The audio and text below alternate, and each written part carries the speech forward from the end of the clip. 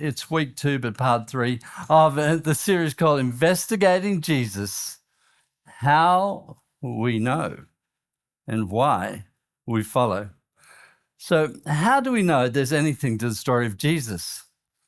Why is he worth listening to? Let's face it, he's just an obscure person from history. From the little village in Palestine, the backwoods of the Roman Empire, why would anything he has to say have any relevance to you and I today, especially in the 21st century? Come on. Why would we do that? The reason is simple. It's super important, though. The question is not whether or not we even believe it. The question is the credibility of Christianity and all the church and everything that goes with it. The credibility of Christianity rests solely on one individual, Jesus of Nazareth. So that's why we want to look at Jesus today. We're investigating, is there enough evidence in him to make it worthwhile following him? To know him and then to follow him are the two stages. Which means if you're considering Christianity, maybe you got your hand on the door coming in, or you're wondering whether you should stay and you're about to leave. You don't know quite how to say it to mum and dad, but I've had enough of this, I'm going somewhere else. Well, whatever point you're at, it's really a good time to stop and look again.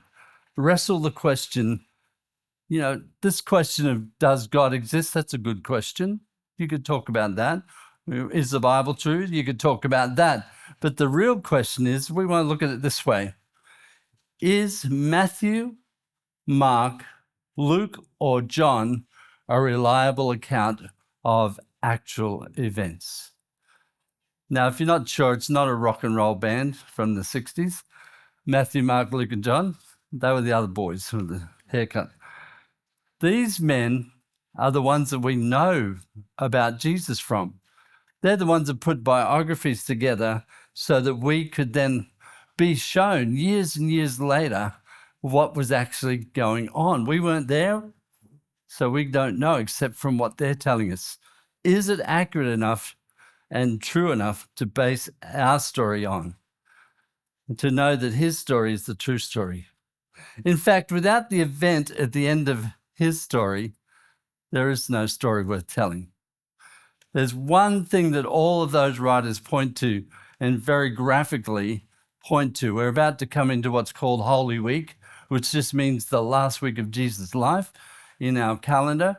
And we're going to see, if we look carefully, if we're game enough to look at it, we'll squirm because it was vicious. It was horrible what happened, but it ends with a really good ending. If you're not sure what it is, keep reading. So we're going to look at one person's account of Jesus' life, and that person is a guy named Luke. Dr. Luke, they called him. Some people did. I like to call him my guy. He's one of my favorite authors in the Bible. I've looked at it the other day. If you just had Luke's first book, the Gospel, and his second book, the book of Acts, you'd have 85% of all of Christianity right there. But the others wrote well too. So I like Luke. I call him the we guy, not we down here, but he would write and then all of a sudden he'd say, we went here and we did this. And he included himself in the story because he was really there. He had the authority to speak. But it's named after the author right up front. Luke lets us know that he's not writing religious literature. He didn't know that there was going to be the Bible. Just imagine it. You go to church or synagogue or whatever, and what you have is those old covenant documents. You don't have yet Matthew, Mark, Luke, and John. You don't have the book of Acts. You don't have Paul's letters. That's all about to come. And so what he's starting from is, what did you see? What did you hear? Who was he? What did he do for you? Those sort of eyewitness accounts is what forms his work. And I love the way he starts off, and we're reviewing a little bit of what we did last week, but look at it here. He says, many have undertaken. Many. not just one or two, lots of people had already had a go at relating the stuff about Jesus.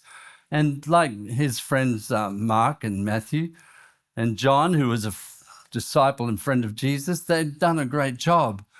But there was confusion because there were so many other texts out there. They weren't wrong, but they were not clear. And so his friend named Theophilus said, will you do me a favor and please tell me what really happens and let me know how I can believe? So he says, many have undertaken to draw up an account of the things that have been fulfilled among us, not would-bes and let's start with once upon a time, or it might have happened, but what has really happened among us. And then he goes on to say it this way, just as they were handed down to us by those who from the first were the eyewitnesses. I love this about Luke. Luke may not have even stood in front of Jesus. It's true. But he knew everyone that had. Anyone important, he'd spoken to them. He said, I've researched it. I've spoken to the eyewitnesses, the servants of the word.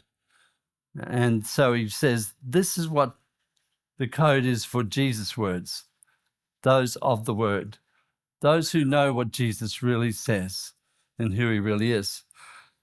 Let's go on from there. So he says, I too decided to write an orderly account. From the Greek, that means chronological. I love Luke because he gets it right from the first names in the Bible all the way through. He starts with important people and then he gets all that detail going. And then he says, the orderly account for you, most excellent Theophilus, so that you may know what? How to enter an exam about the Bible? Imagine if Jesus sat over there and said, I really love the way you remembered my words, but did you know me?